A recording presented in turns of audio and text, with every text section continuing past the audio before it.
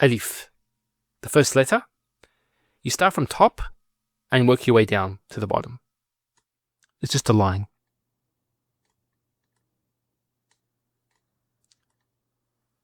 So that's quite straightforward.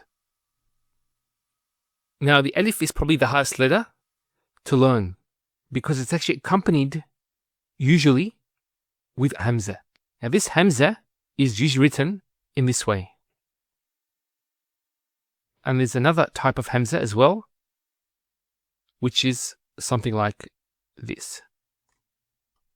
Just think of the Alif as just a line. When these get attached to it, this letter is then not termed Alif. It's called a Hamza. So this is a very powerful letter, which converts the Alif to a Hamza.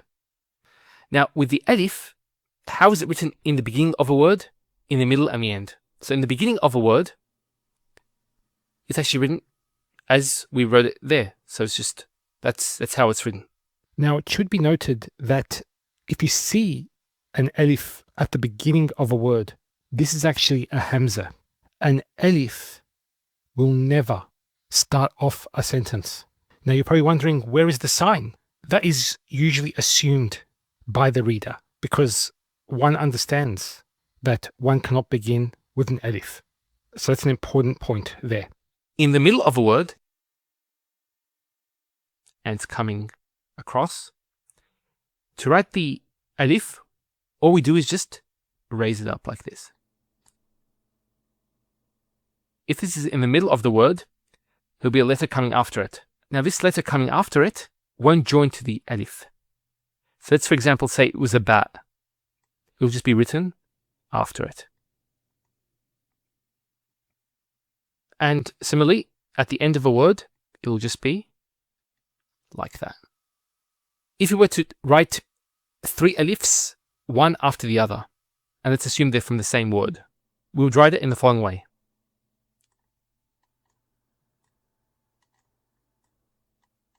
So notice, this Alif does not join to this, because Alif doesn't join to the letter after it.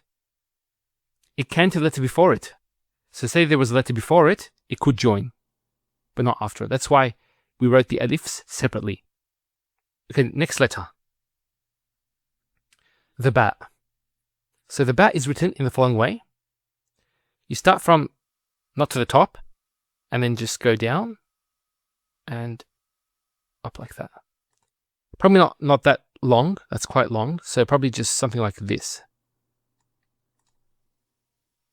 So once again, let's see how this letter is in the front of a word, in the middle, and the end. So in the front of a word, it'll be written like that, and then there'll be a dot there. And it's not brought up to allow for the next letter. Now, if it's in the middle of the word, so what we do is we just bring it up and then do it like this and put the dot. And similarly, in the end, up and then it'll be the complete because it's the last letter. Now, if we were to write 3 of these in a row, assuming they're from the same word, how do you do it?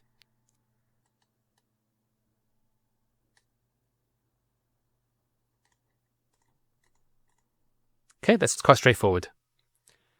The next 2 letters, the ta and the tha, are very similar.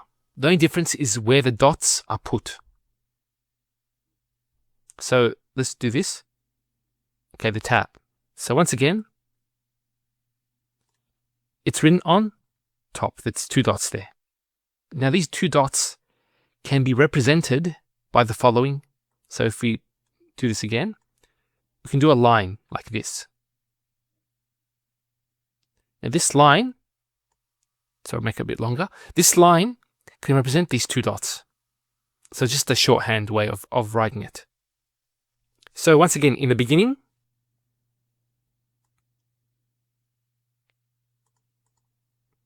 we leave this for the next letter.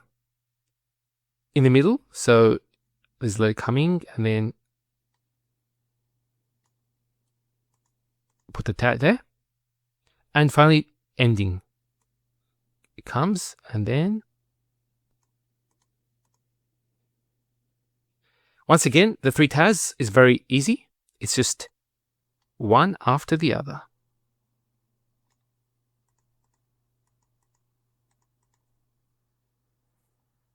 Now get to the khaa.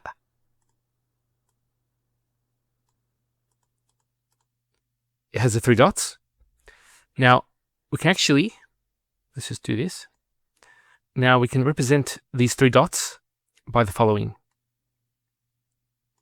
It's like an upside down V. That's just a shorthand way of doing that. Sometimes you might find writing, especially for Arab writes, you'll find that they use this shorthand way. Now let's get to the beginning of a word.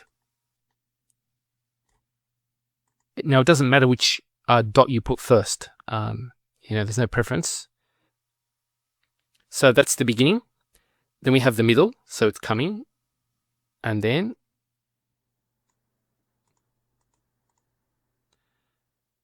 and finally the end. And it's similar. It just finishes. So it's you get the 3 dots there. Sorry, that's not that good. I'll just make it a bit better. Yeah. And writing the 3 thas together as if they were one word is as follows.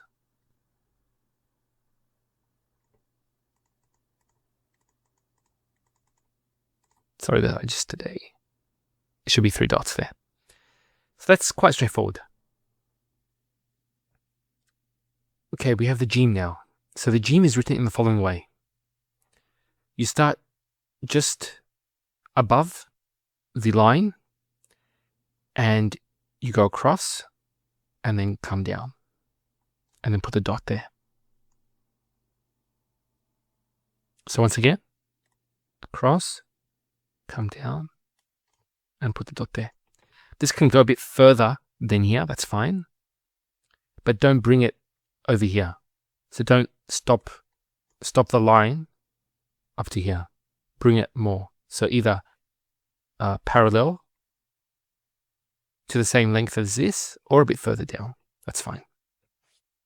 Now, jim in the beginning of the word is as follows. We start here, go down, and then come across and put a dot there. And then the next letter comes after it. So it joins to the next letter. Now, when it comes to the middle of a letter, so we have a letter coming before it, then we have the jim, and then across like that. And there is the dot. And coming at the end is a bit different. So we have the letter. What we do is we raise it up a bit. And then write this form. So we come across, we start from here, go across, and then come down like that. And then put the dot. Now, if we write 3 jims in a row, it's as follows. First jim, second jim, and then third jim. And then we dot it. Another way of doing it, and this is the shorthand way, is what you do is go like this, and like that, and like that. So that's 3 jims, and you just dot them.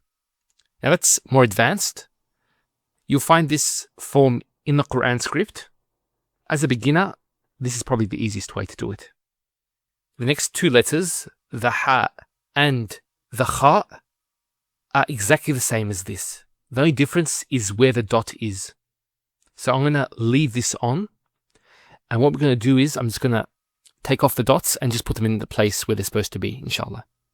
So here we have the letter ha. The ha has no dot. So everything that I told you about the jim is the same. The way it's written, all the different forms. The only difference will be the dot is not there. So let's just remove the dot of each one.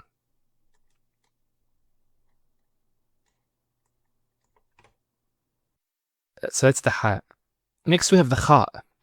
It's the same way, but the difference is where the dot is. Let me just show you where the dot is supposed to be.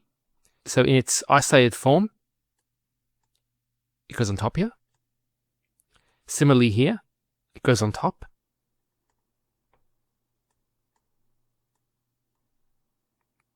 And similarly here, it goes on top as well.